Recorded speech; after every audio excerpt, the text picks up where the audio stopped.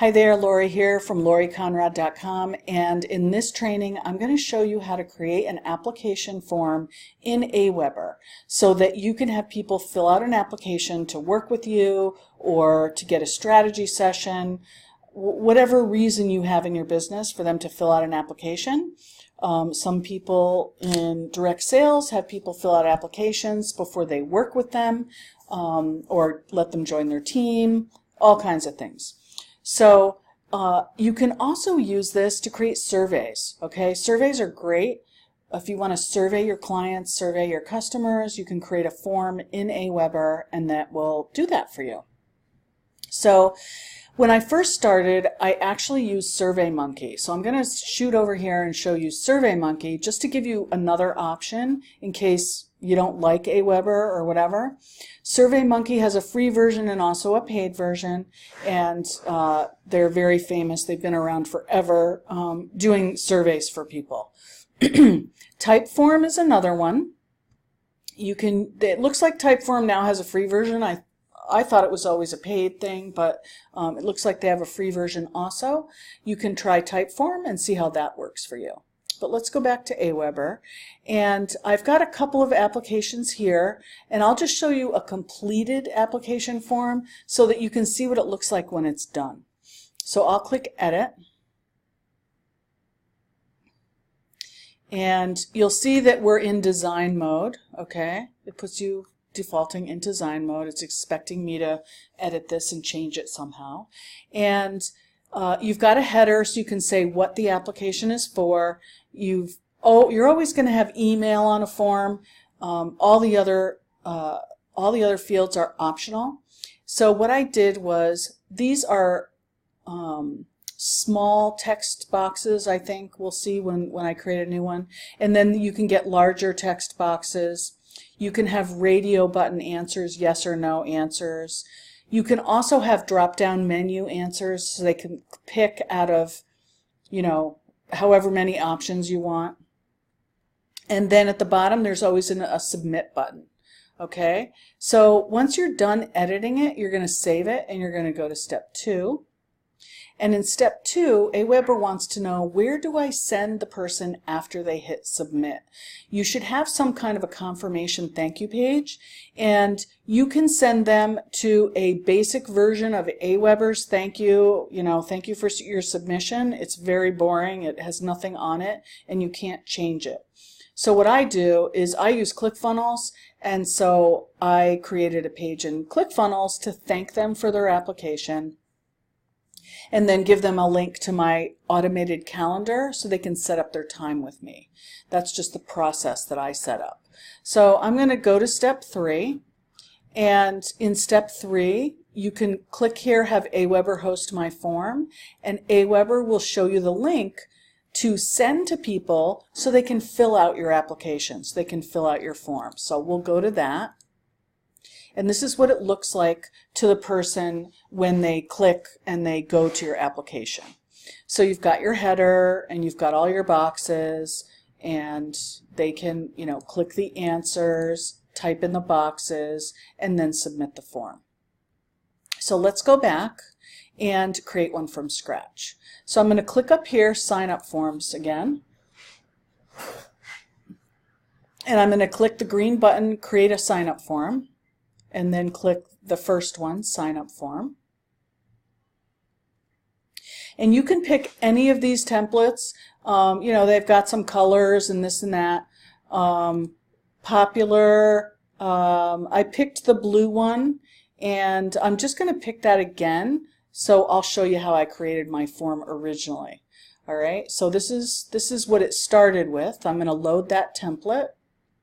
The first thing I'm going to do is resize it and make it wider and drag it as wide as it'll go, because I want it to be easy for people to enter all their data.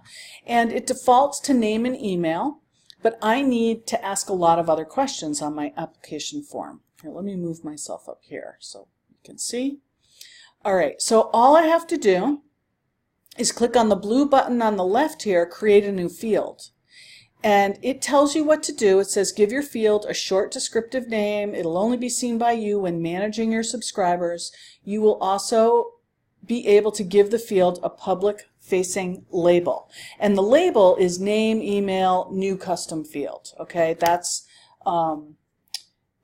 actually, for us, it's actually going to be the question. Okay, so the field name, if I know that my next question is going to be, what is your business, right? So I'm just going to call this business and then click next. Oh, it's telling me business already exists. All right, business, current business.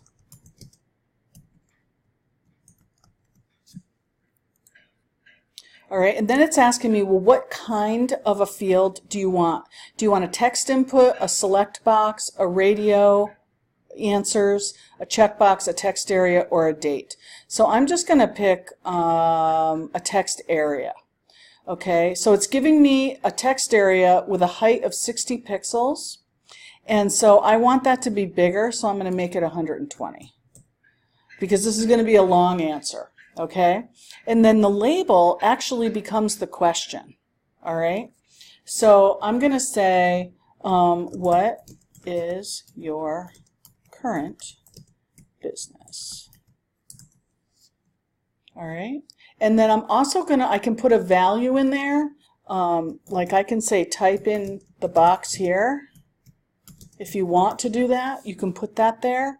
I'm going to leave it blank because I think it's obvious they're going to type in the box. And I'm going to also make this a required field, and I'm going to save it. Okay? Now all I need to do is keep adding fields. Oops, sorry.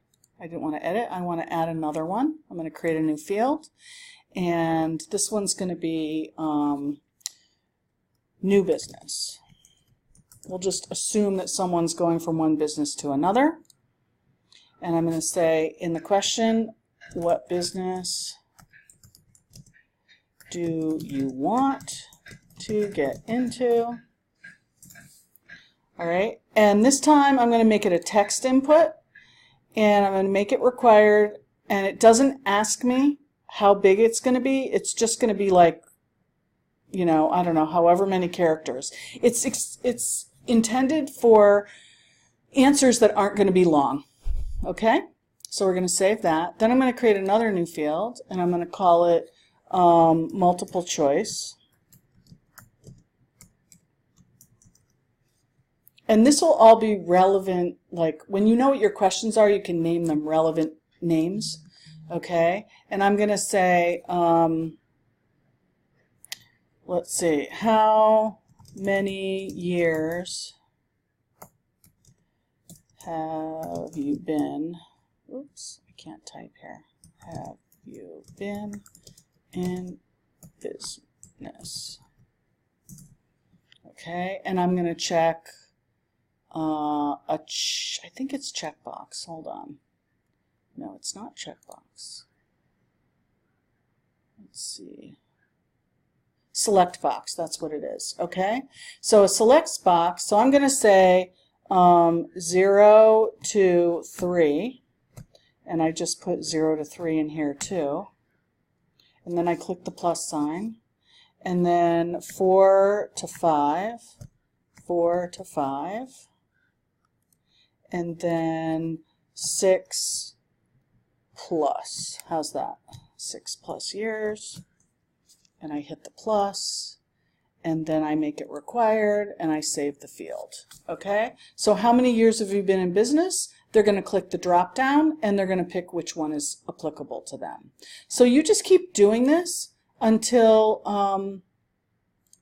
you're finished adding all your questions, right? And you can number them, you can make them really long. I've had kind of long questions in some of mine. And I'm going to save the form.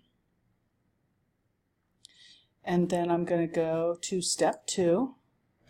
And I can name my form whatever I want. This is just my test form.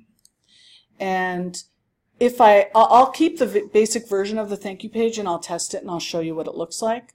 And also already subscribed. Like if they've already filled out the application form once, You can send them to a basic version saying you've already subscribed, or I actually still send them to the same thank you page because maybe they filled out the application a year ago. It doesn't really matter. I still want them to go to my custom thank you page. So I'm going to save my form, and I'm going to go to step 3. I'm going to have aWeber host my form so I can get the link. I'm going to go there, and I'm going to go to the form and test it. Okay, so I'm going to put my name in here and my email, and then what's your current business, online marketing, and what business do I want to get into, what would I want to get into? I don't know. Let's think of something fun. Bigger online marketing. How's that? Bigger online marketing. Okay, and then how many years have you been in business? 6+, and I'm going to submit. And there you get just the basic aWeber thank you for subscribing ugly thank you page. Returning to the last page isn't going to do anything for them really. It's just going to bring them back to the same form. Oh, one thing I didn't do was put anything up in the header, so let's go back and do that.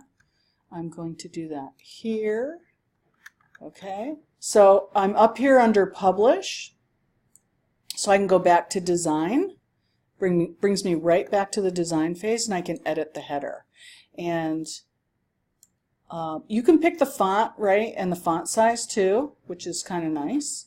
Let me scroll over here to the right, and I'll say, you know, this is my header, my title for the application. Okay, and I'll save that. And it turns black when you get out of the box, but it will be white later. The other thing you can do too is, see this drop down here on the left? You can click on labels, and these are the labels: name, email, what is your current business. I can change the font to Tahoma, and I can also increase the font. Okay, so it's a lot easier to read when it's larger. I can make things bold, I can do all this fun stuff. So let's do that. Let's save the form. Let's go to step 2. Okay, and then go to step 3, which I already saved it, but it says save it again, and let's test that. Okay, go back to the link, go to it one more time, and now you'll see the font is larger, my header is up at the top, and there it is. So I hope that that was helpful.